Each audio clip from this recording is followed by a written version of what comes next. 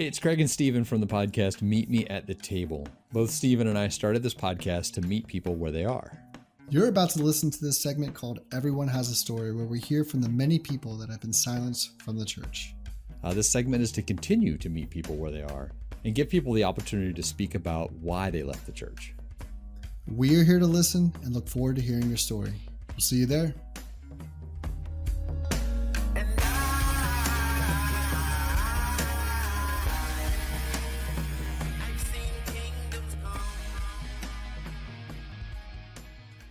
Hello, I'm Philip Kennison. And I am Misty Seibert. We're tonight's hosts of Meet Me at the Table podcast, a podcast mainly focusing on Christianity and how it's lost its personal connection to the people. But we want to leave the table open to discuss other areas as well. We are also going to tackle issues like women in leadership roles in the church, affirmation of those in the LGBTQ plus community, and racial indifferences. We set the table for all sides to be heard in a respectful manner. We are here today with Austin and Misty. Go ahead and introduce Austin for us. Hi. Yes, we are here with Austin Noll. Hello. He is a filmmaker and author extraordinaire. Wow, thank you. I appreciate that. Yeah, no, we're so glad to have you with us today, Austin. I'm so glad to Austin's be book here. is a jumble of crumpled papers, and we will definitely get into some details about that as we move through this podcast. But right now, we are just looking forward to hearing Austin's story and getting that out there for everyone to hear. So why don't you start by telling us a little bit about yourself?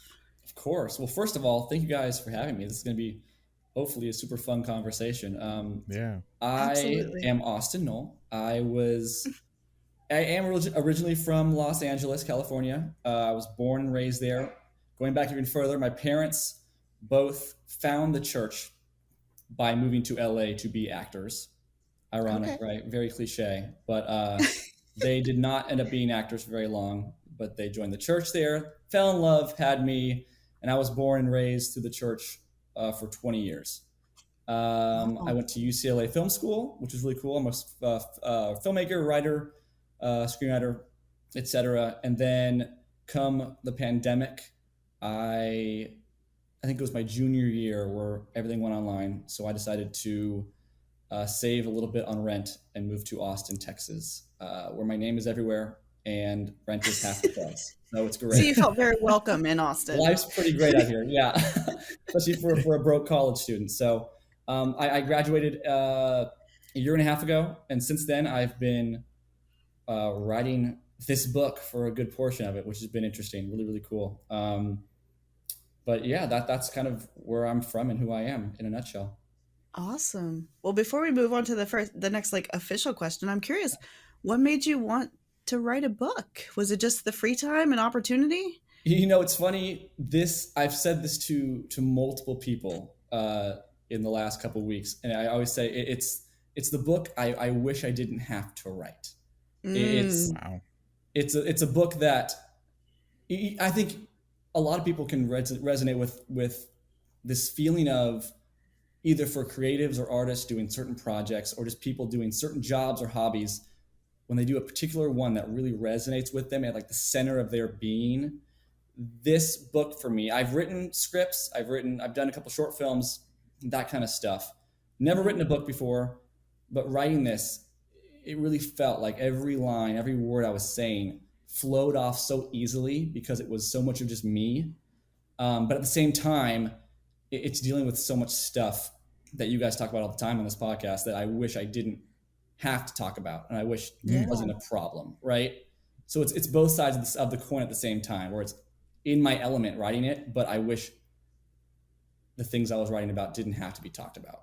I bet so that was that's very where it came from. Say- Yeah, go ahead. Yeah. As a filmmaker, like I also dabble in like freelance photography and videography sure. and stuff. So like I also strive to like want to tell stories. And so like I can tell you have that creative mindset of like, I have this experience that I want to tell other people. And so like, it's cool that you tried to do it in a different format. Like you're doing video and more film style stuff. And so you like trying to book, I think is going to be the best.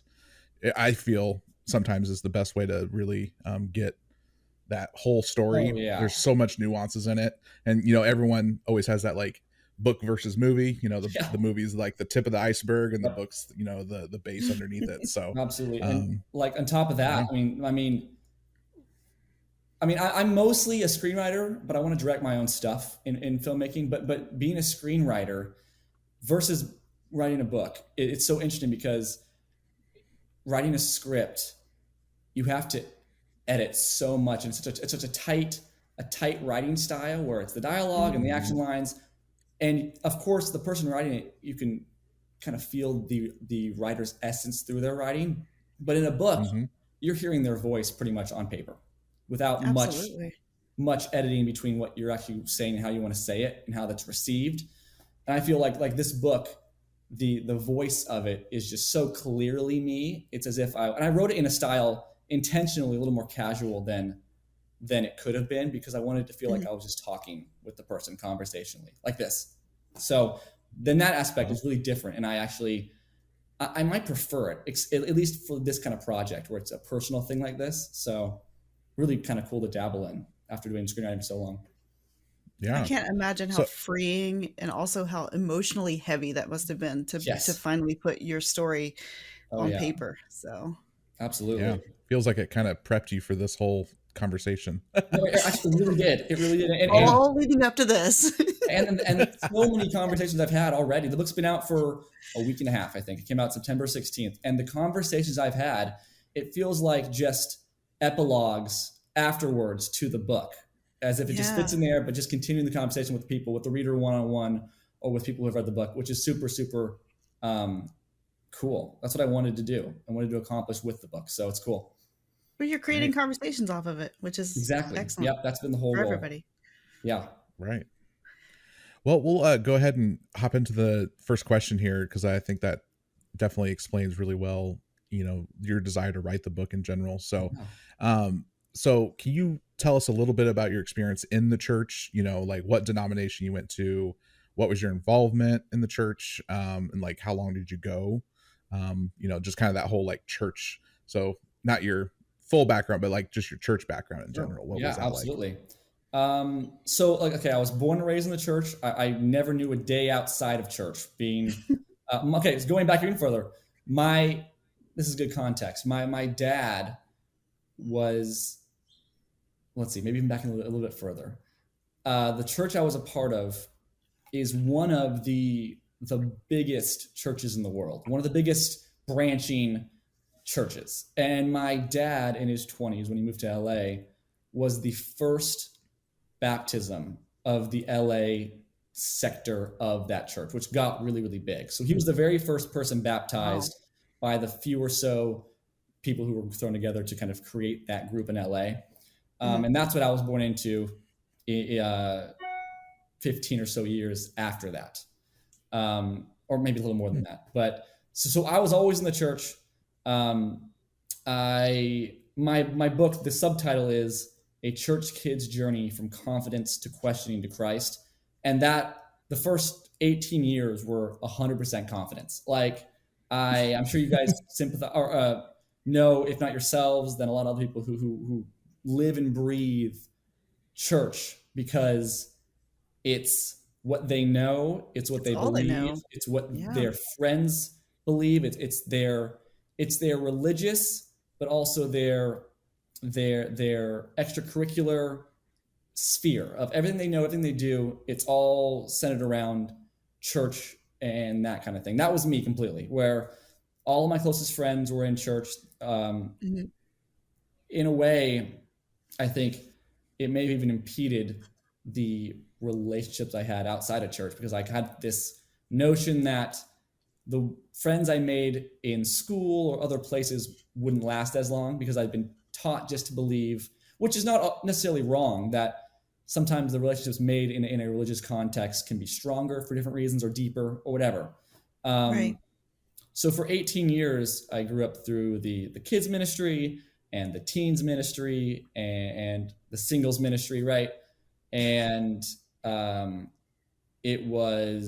that's where I found who I was. I was defined by church, and I loved it because I felt so strongly about my convictions, about what I believed about the Bible, God and Jesus and church itself. And it was also where I knew I was most known to by the people there. So Yeah. all sides of that will kind of equal that love for and security in church. So I'm curious. I mean, yeah. you're a lot younger than us. Well, you're a lot younger I than don't know me, at about that. least. Yeah. So, but once you were of age, did you serve in any capacity at church? Well, okay, let's see. I served for a little while on the communion team, Okay. but nothing more than that. Okay. My mom was the head of the community service aspect because she was the head of an organization that partnered with our church. So I was helping her with that a lot, but nothing really higher than that in the church structure. Okay, Right. Yeah, fair. I was just curious. Because you kind of mentioned you went to pretty much like a mega church, right? Is what it sounded like. A mega. It wasn't a mega church. But it was a large. It had a lot of branches around. Oh, okay. It was like a like small church, but it wasn't a mega church in terms of our one church we were Gotcha. at. No. Gotcha. It was like a lot church of sister planning brother network. churches around. Yeah. Yeah. Okay. Yeah. Yeah. Because I mean, what was was it a pretty good sized church though that you went to? Yeah. Like your congregation? It was non-denominational, just basketball shorts and t-shirts for people that were under 20. So yes, cool tattoos and ripped jeans. Like I think over 1,000 or so people. I don't know. It's decent size. Yeah, definitely. That was about the size of the church I grew up in, and it's easy to get kind of able to kind of get away with, like, even though they want you to serve in the church, like they always like throw that at you every week. Make sure you're like, if you're not serving, we got all these resources to find you to serve. Yes. But in like those big churches, you can come and go and still feel part of that family and community, but not serve. And so that's just it was similar to me too, because we were in a slightly bigger church, and if I didn't serve, actually a little different. I was a pastor's kid, so I couldn't get away with everything. But but yeah, like the confidence that you were talking about, like that you just had it all figured out because you are around all these other people that also had the same, I've got it all figured out. Yeah. That is so, like, when you're just in that thick of it, and you're just like, and I'm guessing a lot of I'm going to take a wild guess, but maybe it's not that way. But like, did a lot of your questions start happening once you hit college? Is that kind of where some of this started happening? That's where it came to a head, for sure. Okay, maybe I'm just foreshadowing, but that's just I'm hearing all the common warnings that they tell you when you're growing up in churches. When you go to college, like that's why they heavily invest in all that college ministry to really like hype it up to get people in there, because they know it's people start losing some of the just wanting to the indoctrination, like where they feel like if you don't have the community and you're not fully involved, that you don't have any of it. And once you realize you don't need to be that invested constantly to still have the same relationship with God, that's when things start becoming more healthy in terms of your faith. And I feel like you're starting to see that. Like in my experience, it was it felt like there were as many, not precautions, but as many ways as possible to ensure the safe, quote unquote, transition of a teenager, high school student to college, wherever they're going. Months, weeks before, they're trying to plug you in places to get you from A to B without any risk of wavering off the road. No deviations. Get there, or while you're there, right? They want to ensure you're going to get there, and then once you graduate, either come back or go to a place that's connected to your home church or something like to that level, right? Right. Yeah. Did they try to encourage you to go to like a Christian college over a secular college? It wasn't that bad for that. It wasn't to that level, which I'm grateful for. But it definitely was when I had friends that went to, let's see, an LA school. So Pepperdine was the big Christian college, and then I went to UCLA. I had some friends go to different colleges around there, but those were all connected by the same campus ministry for our bigger view connected church branches. And they were all part of the same campus ministry. And that was that was what the big push was, to get in that campus ministry and locked in there. Which so all interconnected, but separate. So. Right. Okay. Yeah. You had something else too there, Misty. No, I was just going to say, you said that you started to kind of find your own voice, which is amazing. I wish I would have done that at your age. But, you ultimately left the church. Yep. I assume. Mm-hmm. So what was there, like a specific trigger that caused you to mass exodus, or was it a buildup and a last straw? What was your reasoning for leaving the church? Yeah. So I have a lot of friends. I mean, everyone who I grew up with, people who were older than me, younger than me, people that were friends with my parents who I've talked to and I've kind of had the same conversation about their own story with all that. And for a lot of them, it was kind of, or from a lot of them, it was this kind of one moment. Sometimes it's one big thing that kind of happens to them or someone they're close to that exposes a lot of the underpinning problems to them, right? And they see it and they're like, oh my gosh, this is huge, I'm gone. Whether it's a big deal or not outwardly, a big physical, whatever. For me, it was a lot of smaller things, starting when I was really pretty young, that were kind of slowly ramping up. And then once I went to college and those things became more kind of confrontational to kind of the direction I was going, the small things that I didn't realize were problems back then when I was going through them became apparent to me as, oh, okay, those weren't great, which I didn't realize until way later, right? So small things, and then a bigger thing that then unveiled to pull the mask off of all those other things that made me realize, oh, it's been a big thing all along, that kind of led me to go, okay, this has been happening my entire life. So now what do I do with that? So kind of smaller things, but then all one big thing. Yeah. And like, obviously I'm sure you go into a lot of detail in your book about what those little details were and stuff like that. Could you give us like one example of like one of the little details that you saw once you kind of got out of that environment, and what was kind of started that process of absolutely questioning it? And I think the first half of the book is kind of my upbringing in the church and the little cracks I didn't notice then, but were already present. And one of the big things I talk about in the book that so far, based on feedback, has already registered with a lot of readers, is that there was an ever-present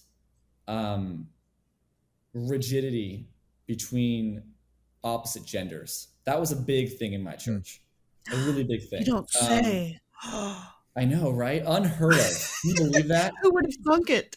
I know. It's this new uncharted territory that I'm talking about here. But that's exactly the point, right? It's this widespread thing that growing up we all thought was just normal. Where one thing I talk about a lot is this.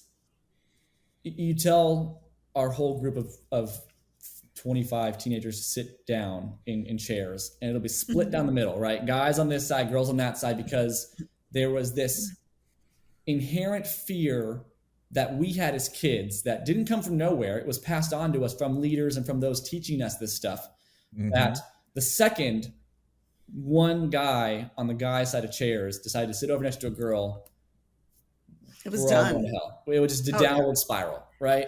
Wow. And it was never told to us. That was never said to us. Like, oh, that's just bad news if it happens. But it was the little notions here, little things we're learning here that just it was probably the exposed shoulders. Just right, saying. exactly, right? That dissuaded us. We were dissuaded from, it was almost as if it wasn't worth the risk, kind of.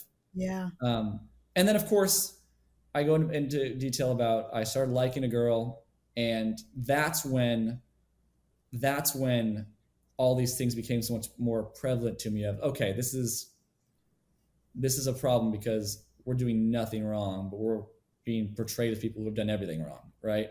Right. And then Sounds like your church was a big fan of purity culture. oh yeah, and it's funny because it was definitely prevalent, much more to the girls as it was to the guys. So it was much harder for us to see, right, until later. I had one friend who I talk about in the book. She went through the ringer with. I talk about how in a community where all of us have been kind of starved of the natural connection with opposite genders, to have one person who is acting kind of at a normal level, they're portrayed as being so much further over the line of acceptability with that kind of connection, if that makes sense. So she was An normally, I guess, teenager. normally what's the word? She was normally the standards of how she interacted with guys was normal, but yet because just kind of we'd all been- experiencing those typical right, we've been all so interactions scared to kind of interact that Sure. her narrative was really ripped out of proportion to ways where she was being outright lied about to parents and kids, by leaders, by different church people, because she was out of line of where they wanted her to be in that, but stuff like that, tons of stuff like that for me.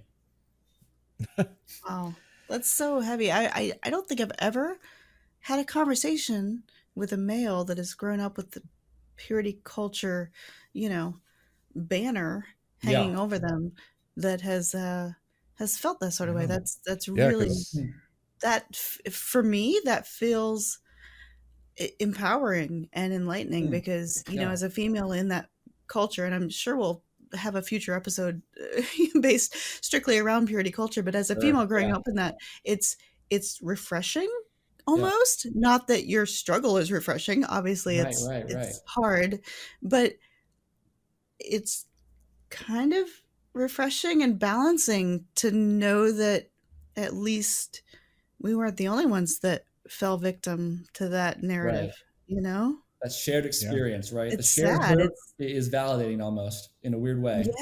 And it's that shame and that guilt that's kind of just pounded into all of us as children growing up in that situation. Wow, that's heavy. Well, okay, I'm gonna add one more thing, because you brought to mind, you said shame, which is a big part of, I mean, I'm not gonna get into that bucket of worms, that can of worms, but that's a whole, of course, that's one of the biggest factors in so many people kind of being woken up to what they're dealing with and what they're experiencing.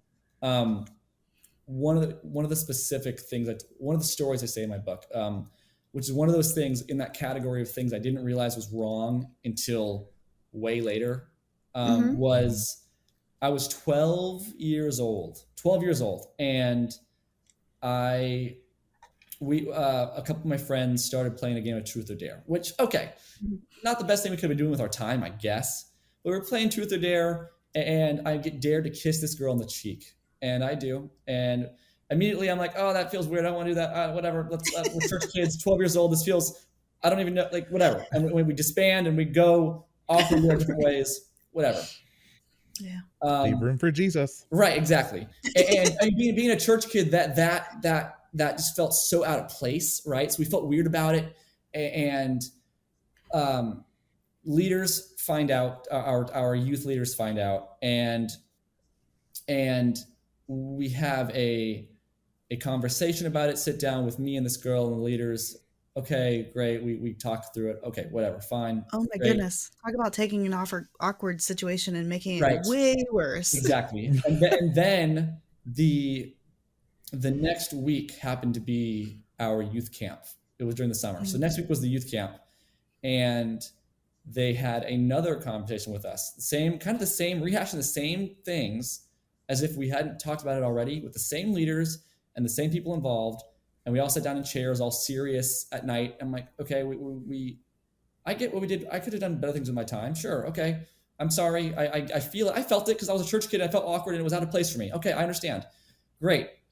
The next day, the leaders called a meeting. I remember this so vividly at the bleachers at the outdoor soccer field. Mhm. And they have our entire ministry there, all 4 years or all 3 years of the middle school ministry there at the bleachers, where Wow. they announced to them that something bad had gone down with some of the students or some of the kids involved. And by that point, a good amount of them already knew that something had happened they knew the people involved. They didn't quite know what had happened. And they made a big deal about something happened with some kids here. And I couldn't tell you what the goal was with that conversation, because it had already been kind of resolved with us, but it was as if just Just to pile it on. just to pile it on and to ensure that we kind of knew our place. And I'm assuming it was so that we wouldn't do it again. I get that. Yeah. Yeah, go ahead. To say it definitely felt like they were trying to put fear in you, because that doesn't really align with the Bible's teachings of forgive and forget. Right. Because you made a mistake, you did something you probably shouldn't have done, and that you were somewhere you weren't supposed to be. Yeah. But dragging it out and bringing out all of your peers to go through this situation is really, to me, just a manipulation tactic for them to just really make sure that you feel bad for what you did. Yep. And that's what a lot of purity culture ends up being. It's shaming. It's guilt and shame that they want to throw on you. Yeah. And so that, man, I'm so sorry that I've been through some similar things like that, but not as like bring everyone to this field and let's have this like big, tell them all.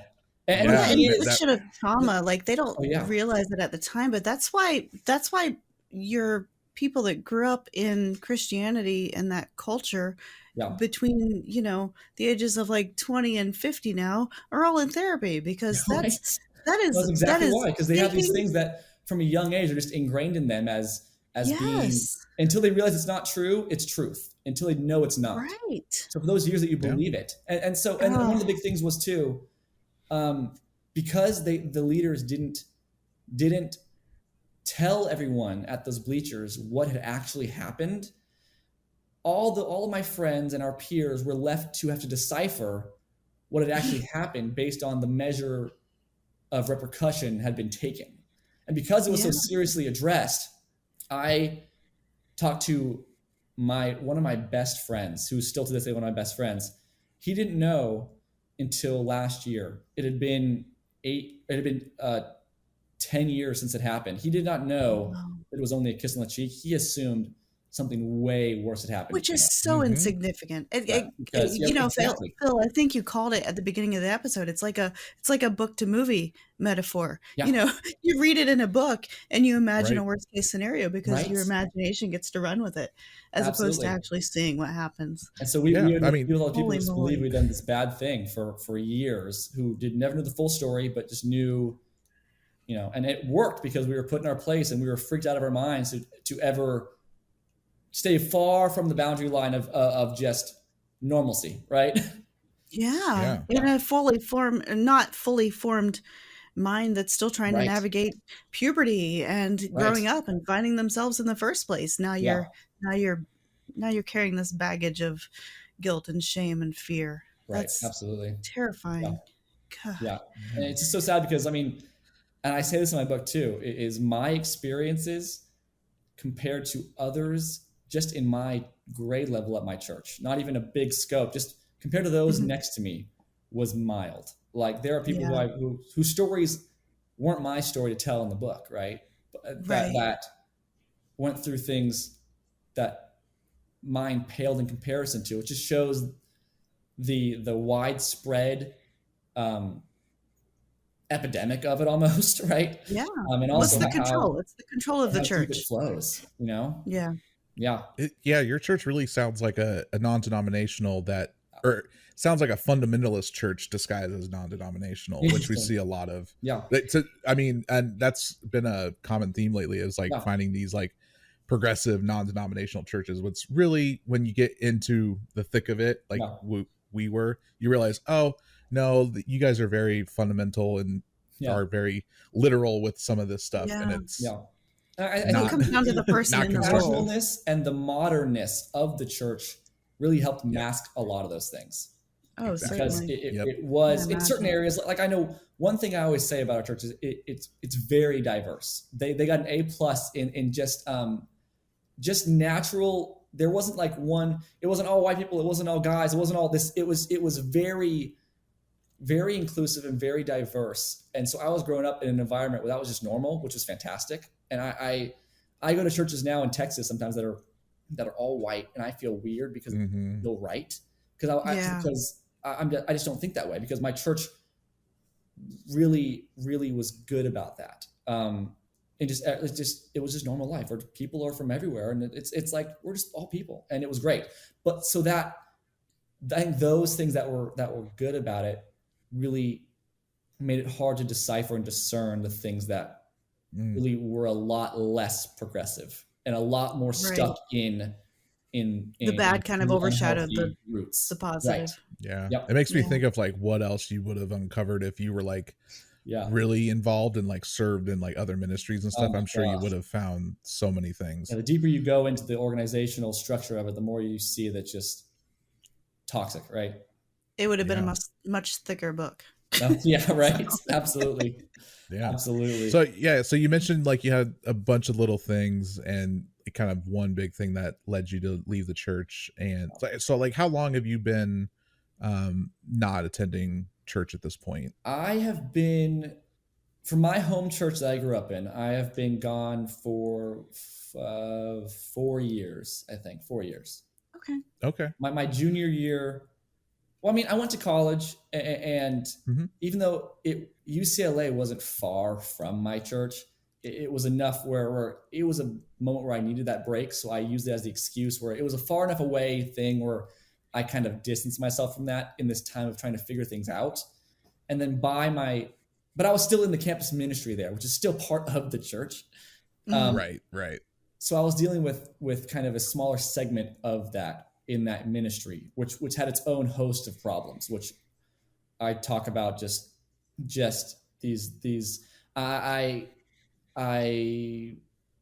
was at every single get together and Bible talk and devotional and outreach thing. And then all of a sudden I decided to miss one because I was tired and wanted to read a book or whatever.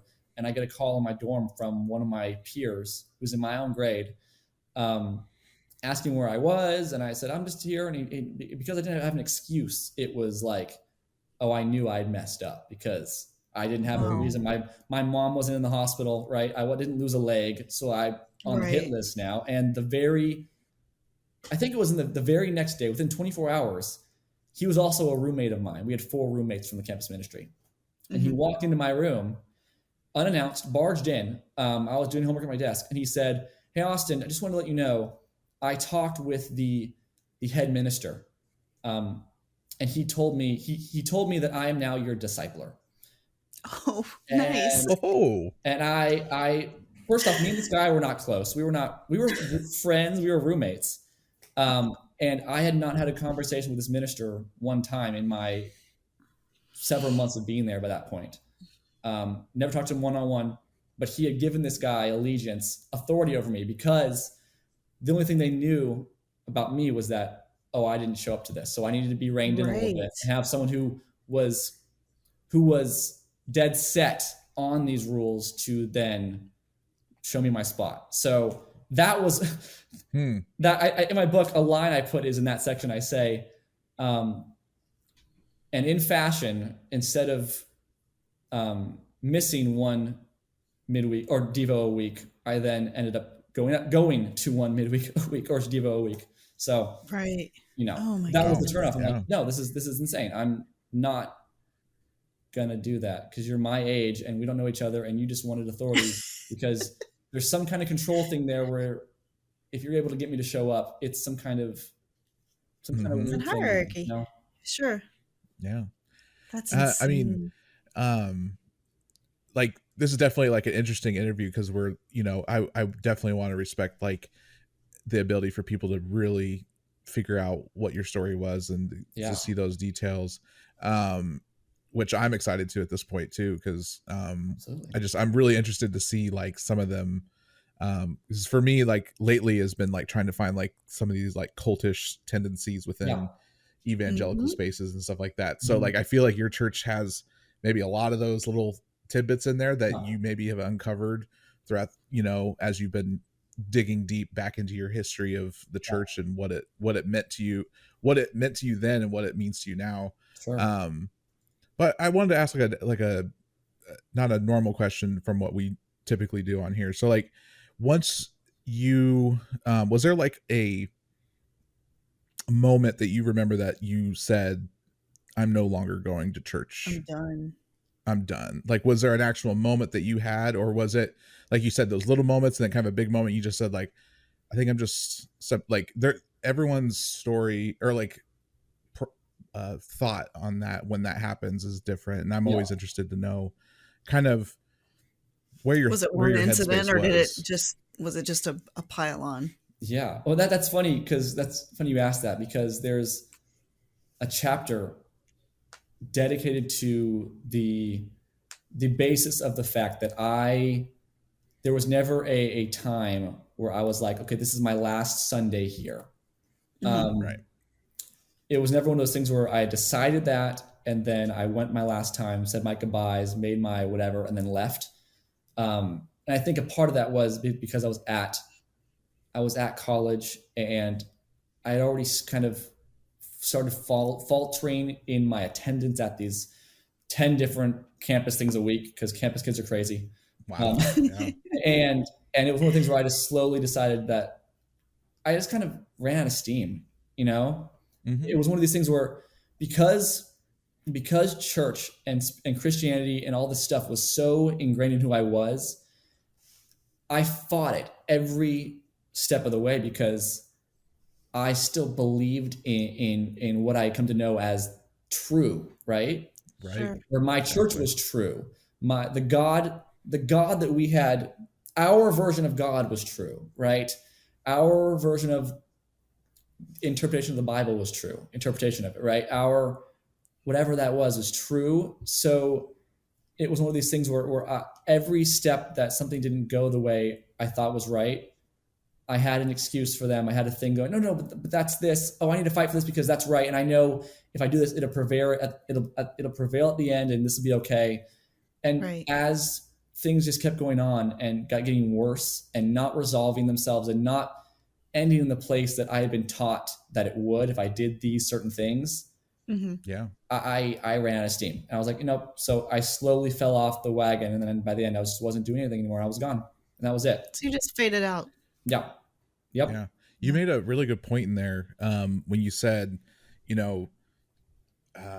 something about what you thought was true, like all that wasn't lining up to what you're seeing in that church and I think that was part of some of my issues too, is I equated my view of God and my faith so much to the community. And we've talked about this in our podcast a lot, of like feeling like we're part of the community more than we're part of our own relationship with God and what that means to us personally. Because if we don't have the community, then we they make it in such a way, if you don't have both, you're not going to have it fully. Right. It's this when codependency. That's not the case. Yeah, exactly. Absolutely. So you definitely made that connection. And I was just, it's just really interesting to always see similar connections. Yeah. Even though we have so much, different backgrounds and how so things come down. But there's these fundamental things that seem to be, unfortunately, so almost like a cliche in many people's stories. Right. It's the same roots.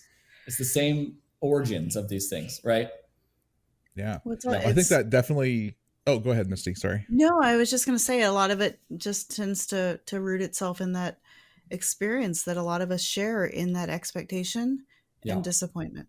No matter whether that disappointment is a lack of fulfillment of a promise that was given to us, or a realization as we walk out into the real world that this isn't necessarily true, or like personally for me, a lot of that is the realization that I want to appreciate you as a human, and the church says I can't. Right.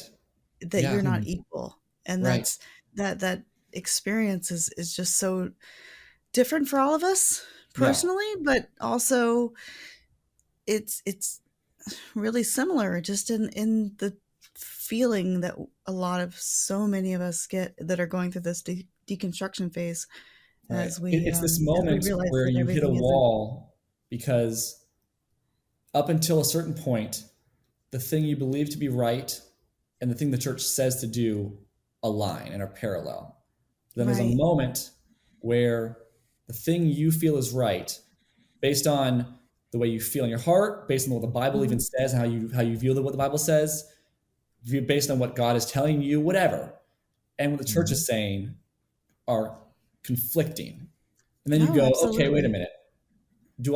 Am I taking the church's side in this and subduing the things, my own beliefs about this?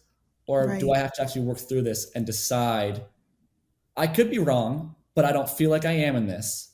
Right. Am I going to actually take the time and the mental energy and all that stuff to contest what the church is telling me and figure out if potentially they could be wrong? That's a whole explosion of Nobody wants to be disappointment. wrong, you know? Right. Nobody Yep. wants to be wrong. Yeah. But Right. at some point, somebody's missing the mark, you Right. know? Exactly. Yeah.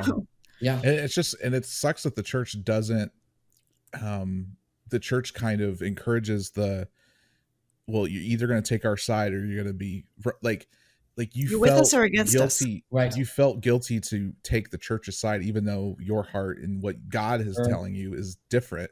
And then Right. they'll tell you, well, that's not of God. Then they always throw that back at, well, then it's not of God. It's not of God if it's not aligning with our, what we have deemed God's will for this church, so And on that note, I mean, say, one thing you said there really made me realize. So you said God is kind of used as a scapegoat in a lot of those things, where because the church kind of in a very what you realize uses God to further their own agendas of control and whatever.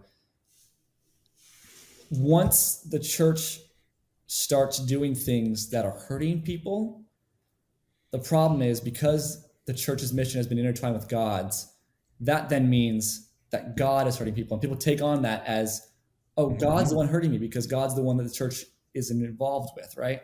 And that's a big thing my book talks about is the bummer, to put it lightly, that God is now the person or the being or the entity, or whatever. God is what people believe is hurting them when it's just the church, and they're using. You're no God longer a victim of the right? church and the people of the church. You're now a victim of God.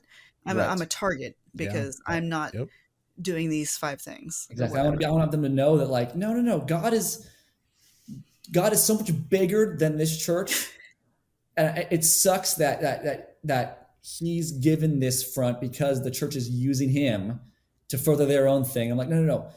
God is the person at the end of the day. If you're hurt from the church, God is the one you want to be running to, not from, because he's the one that's going to be able to help you with the stuff the church has hurt you with, if that makes sense. Yeah, absolutely. Definitely. And it sucks because it gets so twisted up there because it's convoluted. All of it. Absolutely convoluted. Yeah. So is there anything that would ever let you walk back into a church? Like what would bring you back to a church? It's funny because so my parents and my 2 younger siblings are now in Texas as well. And I don't live with them. I live in my own place in Austin, but they were in a very similar boat with me where they slowly followed, my parents especially, because my siblings are younger. After I left, they were right behind me in their own process of figuring things out like that.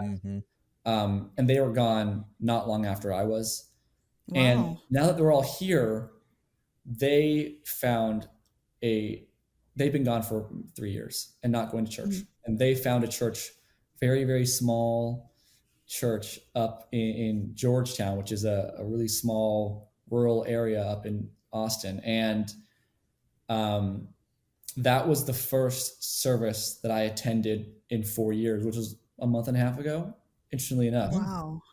And I walked in there and I was just glancing everywhere. I was cynical. I was, right. So, I mean, I sweaty palms and nervous glances, like trying to see if people on the worship team had certain agendas, or the preacher looked, whatever. Sure. And it was the first time in a long time where every cynical notion I had, I couldn't validate it because it wasn't being validated by what was happening. And there was an authenticity I felt in the people there, which was a big thing. I didn't feel like, I mean, one of the things is at my other church, music was a big thing. And we had the production, we had the lights, we had the smoke machines, and all that stuff, right? And here it's the people who are singing are just people who would sit next to you in service. And they're just these people who you can just tell it's all just people, which is what church should be. Yeah. Just people. Because that's all anybody is. They're just people, right? Even if they think there's something big or whatever.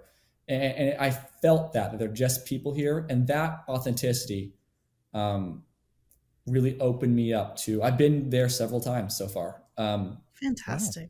And I'm not like, that has to be encouraging. I'm not a member of this church. I'm wary. So I'm not a member, but I'm here because I feel there's nothing that I've felt yet that's turned me off, because it feels very authentic. And that's a good starting point, I think, That journey with I can't imagine the empowerment that felt for you to make those decisions for yourself, and then have others who have grown up, led you into this path to go, wait a minute, maybe this isn't the right one for me. That's got to feel empowering and encouraging and just maybe, I don't know, I'm not one for a big sign from God sort of thing, but maybe that's a hell of a sign that you're on the right path. That's amazing. Sure, absolutely. It's the contextual sign, right? Not a big thing, but the small between the lines things. Yeah, for sure. But to have that support and people behind you that go, you know what? You're not outcasted. You're not ostracized for believing a different way. We're gonna step back and consider this. That's amazing. And that's an opportunity that a lot of people in the phase that we are in don't have. So that's fantastic. Yeah, absolutely. I mean, but you mentioned too that they're like, authentic. They feel authentic, and like that's one thing that's really standing out to you in terms of like a church that you feel like could be a future for you. Is there other things in that church that they're doing that you really respect that would also line up with what you would want a church to look like if that was what you're going to attend? Like, is there anything else that they like? I guess I'm thinking in terms of like LGBTQ representation, or do they affirm them, or do they allow women pastors, that kind of stuff, anything like that? That's one thing I noted. That's, I'm not going to say the name of the church or anything like that. One thing that my family and I go back to, I mentioned the diversity that was really, really great about our one church that ended up not being so great. One thing that my family and I have noticed is that it's very white. It's upper Texas kind of thing. And we've mentioned that multiple times. We're like, we feel that's the one thing we're like, we feel weird because it's so white. But one thing that we've talked through as a family is that we don't feel it's white because they want it to be. We feel like it's white just because that's how it is right now. Well, we've talked about the main pastor there. He's a great guy. And it's one of those things where we verbally asked ourselves, if we brought some friends who weren't white, how would it be taken? And we said, oh, he would love it. And that for us, okay, that's good, because we believe it's not the reasons that, if that makes sense, not the institutionalized reason that it is, but it just is because for whatever reason. Right. That's one thing that caused us to pause there. You know what I mean? If you walk in and you don't see those racial diversities, but you also don't see them in the immediate community outside of the church, then you wouldn't expect it. So that makes sense to me. Right. I mean, if you walk into a predominantly not. Because the last church I left, that was one thing there was other reasons that we didn't stay there. But one of the things I did like is that they were trying to be diverse, and they actually put it in like their mission statements of like, we want to be a diverse church with all different races and cultures. And so like when they went to look for a new head pastor, they literally said like, we want a pastor that's a minority. Yeah. That like they were going to ignore all the other, Wow. white pastors because like, we have plenty of you. We're great. Like, we're not saying you're bad, but we need to have this diversity. And so I think churches starting to openly acknowledge like we need diversity is very important. And I think you made a good point, is that maybe that church just doesn't have that diversity in the area that they're in, which is, and the church, I had also a church that was that way as well. I wanted them to be a lot more vocal about BLM, but I was like, well, they're in a really white suburb of Des Moines, Iowa. So like, they're probably not going to touch on that because it doesn't affect this neighborhood as much. I mean, it does, but the immediacy of it in conversation is a little different. Yeah, exactly. Right. So that's cool. And like, I'm always excited to hear when people are able to, still be able to find a church that, and you know, I've been able to find some sermons and stuff actually from a church in Austin. Oh, really? That is doing really good stuff for the LGBTQ community and trying to really minister to people who are deconstructing as well. And that's a thing we're going to try to work on and getting episodes on is, I think it's called Restore in Austin. It's called Restore Church. We're working on trying to get that pastor on this podcast to talk about like how our church is reaching out to people in deconstruction. It's a great name too. It's accurate. I feel like like Restore. Exactly. Absolutely. Yeah. So like, so that's encouraging to see people that are finding churches after going through some of that, and also churches reaching out. And so I hope that continues. And it sounds like Austin's doing some really a lot of things right now, because I'm hearing a lot of things in general. So some of them have to like I've just been hearing a lot of good, positive, like progressive changes in like Christianity in the Austin area. Like Austin churches are really waking up to that, and I think are really starting to try to go after people who are maybe starting to reconstruct at this point and want to start finding that again. And Austin's just like, that's 3 churches I've heard so far. They're very progressive. Very the one you're talking about, and then there's like 2 others in Austin too. So that's awesome. I feel like maybe God put you in the place that you need to be, which is Austin, because you're I always able believe that. Yep, I totally believe that's great. I mean, I think now we can probably top off the episode with our last question, where we give you the chance to, if there's one thing you could say to the church, what would that be? You know, anything really. You know, if you had just a room full of pastors of different churches, and they're like, tell us what you want us to do, like, or what you want us to hear. Exactly. That's a good question. I mean, I think I go back to what we're talking about the churches being just people. They're just people. I think there's this widespread belief. I don't know if it's fear. I think it's somewhat it's fear, and it's control, and it's these different things, but it's this belief that people in church can't be or have to be perfect, right? And they have to be above this certain standard of something. And I think what I would say to the church, if I say one thing, would be that it's okay to stop and look around and not be okay. But also we have to stop and look around and see who's hurting, and be open to the fact that we're not perfect and that we cause that hurt. Absolutely. And that acknowledgement has to happen. So inviting and encouraging those conversations is so important. Right. If we can acknowledge that we're not perfect, then we can acknowledge that hurt has been caused.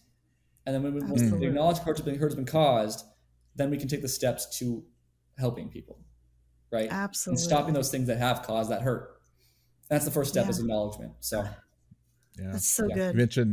You mentioned a really cool little piece in there where you're saying, like, sometimes people in church feel like they're above, like I think it's a pride thing where when you were fully in the church and you were in that mindset of like, I'm right, I know what's right, I know the Bible's true, and all this kind of stuff, we do get fed that feeling of, we know what's right, and the world is living the world is slowly killing itself, but we are over here knowing the true answer. Like, it's that kind of pride of like, they may not know it, and they may hate us for it, but we're going to be right all along. And it doesn't benefit anyone except you personally. The ones who believe it. Yeah. It's exactly. arrogant. Or the people who believe it. They think it benefits them until it doesn't. Yeah. Exactly. Or then they're the victim, when we flip it on around them. Right. Yeah, exactly. When we leave because, we have realized that everything that's been fed to us for 20 or 30 or 40 years isn't. But we're the problem. 100% Right? But we're the problem. We're the bad guy. Right. We're the ones we're the bad vision guys. or whatever. But those conversations aren't always acknowledged or addressed at all. It's just an immediate excommunication from the community, or there's never any back and forth. There's no room for error. Right. And if anybody is not willing to grow and learn, anybody, meaning even the church, myself, Phil, Austin, everybody has an opportunity to grow and learn. And if the church isn't willing to open themselves up to that, then it's a dying breed. Yeah. In my opinion. Agree. So absolutely. Well, Austin, it has been an absolute pleasure to get to meet with you and hear parts of your story. Great. I cannot wait to hear more. Yeah.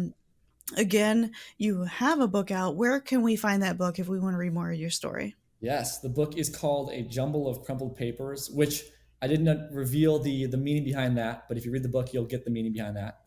Fantastic. It is available on Amazon. It is available on barnesandnoble.com. It's available through my website, which is through my Instagram, which my Instagram is at Austin_Noll, Noll. And I'm on Twitter also at Austin Noll_. Awesome. Will there be an audiobook eventually? Because I'm working on it right now. Yes. Nice. Oh, that's actually awesome. Great. I will probably wait for the audiobook because that's my jam. That's what I do. First download, man. Absolutely. Because I know that's a huge thing too. People are really getting into audiobooks now. So that's definitely coming it's in the pipeline. So yes. Great. Fantastic. Awesome. Well, thank you so much, Austin. You can always find us at Meet Me at the Podcast, whether it be Instagram, Facebook, Twitter. I don't know what other platforms we're on. Search something. I think we're on TikTok now. TikTok. Are we? We have a TikTok? Yeah, we have some TikToks out there. Oh, yeah. no. Oh my gosh, I'm going to go learn and dance immediately. Anyway, thank you guys. We'll do some thirst traps eventually. Oh no, that'll get them moving. Yeah, there you go. The Lord is watching, Phil. Sorry. Anyway, on that note, we're going to end it. Thank you so much again, Austin. We appreciate your time. Thanks for having me, guys. Thanks for listening. You guys.